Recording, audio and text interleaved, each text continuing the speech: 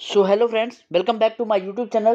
दोस्तों मैं प्रिंस द्विवेदी आज एक नई वीडियो के साथ आपके सामने हूं। और दोस्तों आज के इस वीडियो में हम फंडामेंटल राइट्स को क्लियर करने वाले हैं। लेकिन इस वीडियो में दोस्तों हमारा मेन फोकस आर्टिकल 12 पर रहेगा। और आर्टिकल 12 इतना डिटेल में हम क्लियर करने वाले हैं दोस्तों कि शायद ही आपने कभी सुना या पढ़ा होगा। तो चलिए दोस्तों, बिना टाइम वेस्ट किए हम स्टार्ट करते हैं।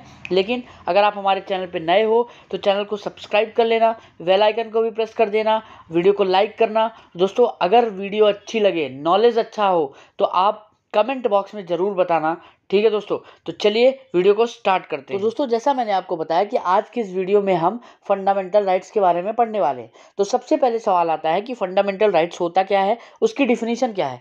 तो दोस्तों फंडामेंटल राइट्स एक ऐसा राइट्स है जिसको कॉन्स्टिट्यूशन के द्वारा गारंटी किया गया है। गारंटी मतलब कि कॉन्स्टिट्यूशन में दिया हुआ है।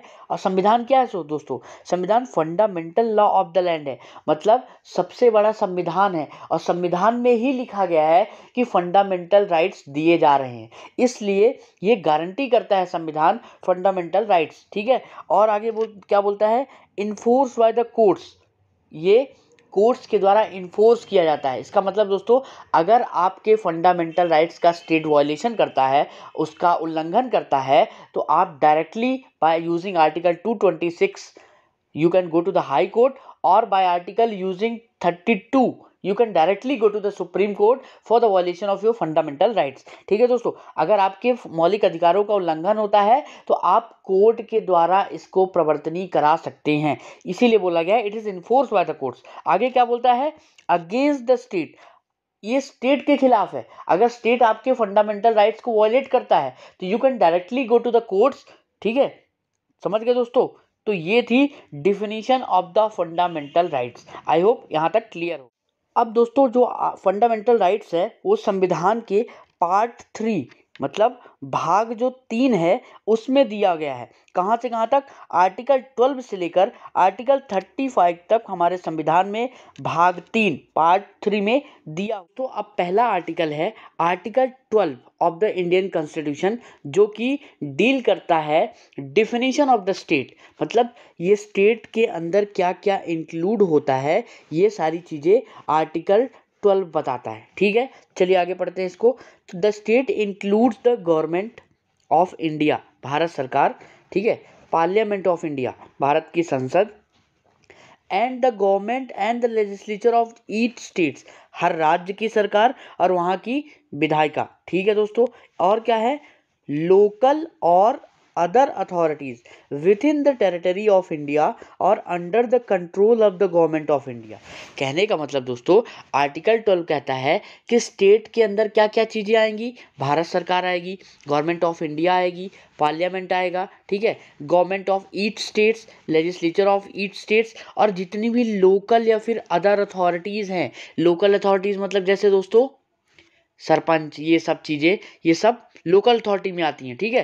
तो जितनी भी लोकल अथॉरिटी हैं ये सब भी स्टेट के अंतर्गत इंक्लूड होगी।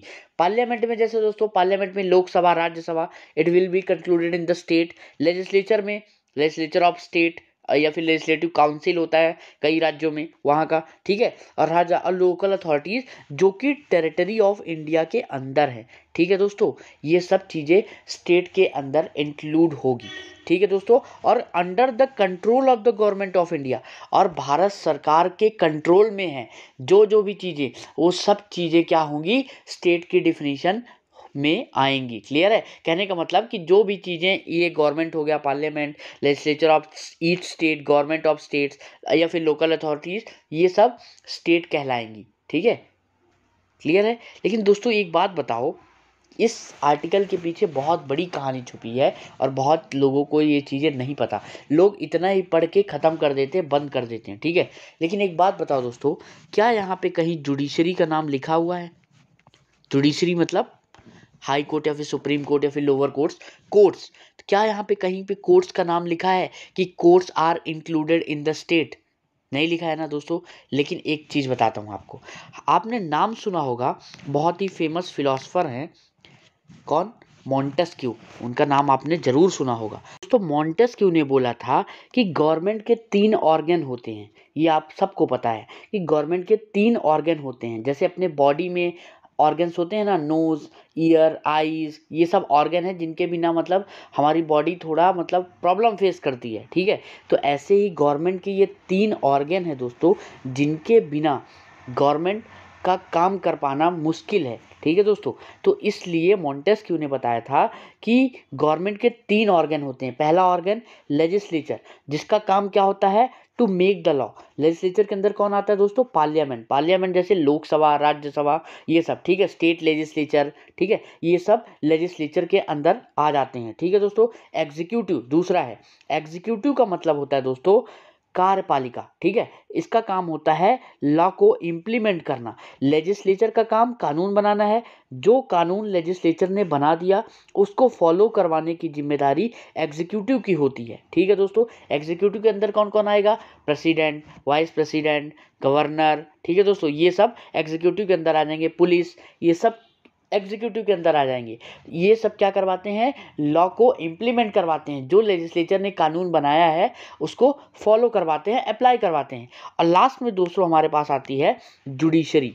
It is also the organ of the state. Organ of the state मतलब इसको स्टेट ही माना जा सकता है कि जुडिशरी भी एक स्टेट है। क्लियर है, ये किसने बोला है, मोंटेस्क्यू ने। जुडिशरी का काम क्या क्या है दोस्तों, कि लॉ को इंटरप्रेट करना। जुडिशरी मतलब कोर्ट्स जो हो गई, ठीक है। लॉ को इंटरप्रेट करना कि लॉ की मीनिंग क्या है, ठीक है। कई बार लॉ क्या होता है, उसकी कई मीनिंग है, समझ नहीं पाते लोग। तो लॉ का काम है जस्टिस प्रोवाइड करना, सॉरी, कोर्ट का काम है जस्टिस प्रोवाइड करना और उसकी करेक्ट मीनिंग बताना, ठीक है दोस्तों। तो यहाँ पे ध्यान रखिएगा कि मोंटेस्क्यू ने बताया कि ये 3 ऑर्गन होते हैं गवर्नमेंट के। कहने का मतलब कि ये 3 चीज़ें भी स्टेट के अंतर्गत आती हैं। तो देखिए आर्टिकल 12 में कहीं भी हमें जुडिशरी का नाम नहीं मिला, ठीक है दोस्तों, कहीं भी हमें जुडिशरी का नाम नहीं मिला। लेकिन यहाँ पे मोंटेस्क्यू ने क्या बोला कि जुडिशरी भी स्टेट में कंक्लूड की जाती है दोस्तों। अब देखिए, अब सवाल उठता है कि क्या जुडिशरी स्टेट है, क्या जुडिशरी को स्टेट के अंदर इंक्लूड किया जाता है? क्या आपने कभी ये सब सुना था, पढ़ा था? बहुत कम लोग हैं और यूट्यूब में खासकर ये सब चीज़ें कोई नहीं बताता। तो क्या जुडिशरी के सॉरी क्या स्टेट के अंदर जुडिशरी आता है? ठीक है, इसका उत्तर जानने से पहले हमें एक चीज़ और समझनी पड़ेगी दोस्तों। हमारी जो जुडिशरी है ना, वो इंडिपेंडेंट है, ठीक है। उसके ऊपर किसी का प्रेशर नहीं होता है, ठीक है। वो आज़ाद है अपने फैसले लेने के लिए, so that it can provide the justice to the people, ठीक है, जिससे लोगों को न्याय दिया जा सके, किसी के दबाव में आकर नहीं, अच्छे से उसकी जांच पड़ताल करके उसको न्याय दिया जा सके। इसलिए जुडिशरी को इंडिपेंडेंट रखा गया है दोस्तों, ठीक है। ऐसे ही जुडिशरी को दोस्तों कुछ प्रिंसिपल फॉलो करने पड़ते हैं, जिसका नाम है प्रिंसिपल ऑफ नेचुरल जस्टिस।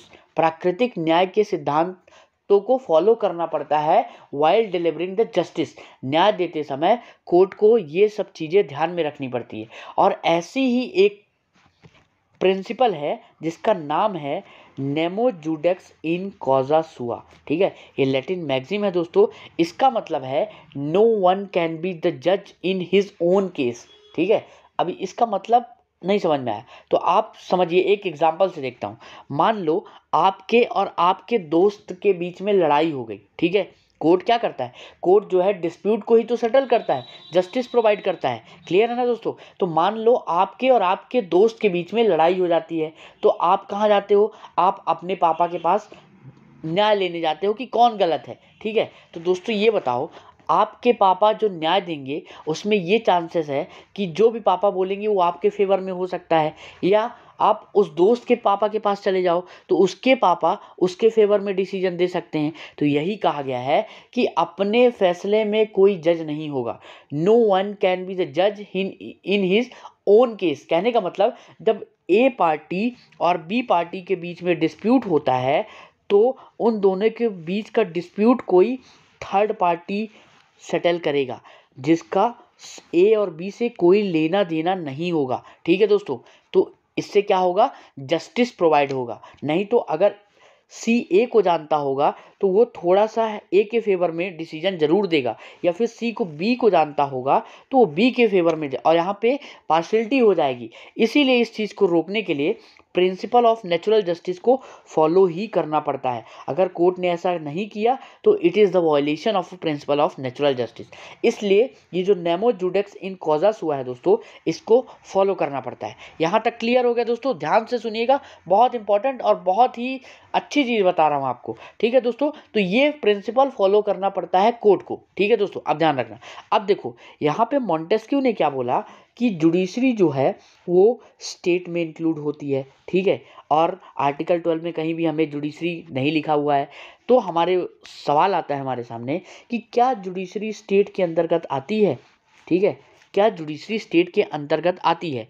अगर आती है दोस्तों तो आपने ज़रूर सुना होगा कि आपने केस का नाम सुना होगा। जैसे मैं एग्जांपल के लिए अपना ही नाम ले लेता हूँ कि प्रिंस वर्सेस, क्या होता है कभी कभी, Prince versus state of MP. ठीक है, स्टेट ऑफ एमपी होता है। तो यहाँ पे देखो, एक पार्टी कौन है? एक पार्टी मैं हूँ, और मेरे अपोजिट में कौन पार्टी है? स्टेट ऑफ एमपी के खिलाफ मैं केस कर रहा हूँ। ठीक है, तो यहाँ पे जब हम दोनों जाएंगे तो हमारा फैसला कौन करेगा? कोर्ट्स करेंगी। तो कोर्ट्स मॉन्टेस्क्यू के हिसाब से क्या है दोस्तों? It is the organ of the state. और मैंने आपको प्रिंसिपल ऑफ नेचुरल जस्टिस में क्या बताया कि दो पार्टी के बीच में जब डिस्प्यूट होता है तो कोई तीसरा बंदा उसको क्या करेगा? जजमेंट देगा, जिसका ना ए से ना बी से कोई लेना देना होगा। लेकिन यहाँ पे स्टेट का लेना देना कोर्ट से है, मतलब कहने का मतलब कोर्ट का लेना देना स्टेट से है। तो क्या चांसेस नहीं है कि ये कोर्ट जो है वो स्टेट के फेवर में डिसीजन देगा, है ना? तो यहाँ पे तो प्रिंसिपल ऑफ नेचुरल जस्टिस का वॉयलेशन हो रहा है ना दोस्तों। तो यही चीज़ है, यही सवाल उठा सामने आया कि क्या जुडिशरी स्टेट के अंतर्गत आती है? तो इसका जो जजमेंट दिया गया दोस्तों, एक केस था, वो केस का नाम था, बहुत इंपॉर्टेंट केस है दोस्तों, ध्यान रखना, नरेश श्रीधर मिराजकर केस। ये 1964 का केस है। इसमें बोला गया, इसमें यही सवाल उठा कि क्या जुडिशरी जो है वो स्टेट है कि नहीं है, क्या स्टेट के अंतर्गत आती है जुडिशरी?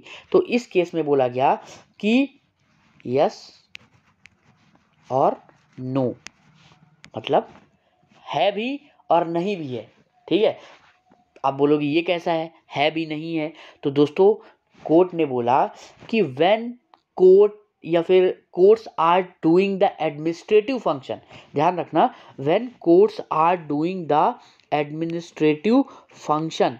एडमिनिस्ट्रेटिव फंक्शन मतलब जैसे दोस्तों आपने सुना होगा कि प्रेसिडेंट को ओथ कौन दिलाता है? CJI, chief justice of India. तो सीजेआई भी तो जुडिशरी ही है ना? तो ये एडमिनिस्ट्रेटिव फंक्शन हो गए।